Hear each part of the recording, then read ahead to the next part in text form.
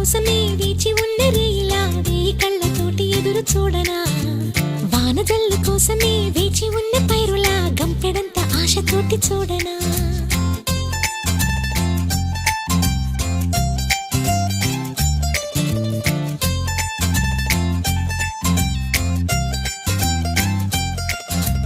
జోల పాట కోసం ఉయ్యాలలోన చంటి పాపలాగా కోడి కూత కోసం తెల్లారు జాము పల్లెటూరిలాగా ఆగనే లేనుగా చెప్పవా నేరుగా గుండెలో ఉన్న మాట ఏ ఒకటి రెండు మూడు అంటూ అరే ఒక్కో క్షణాన్ని నేను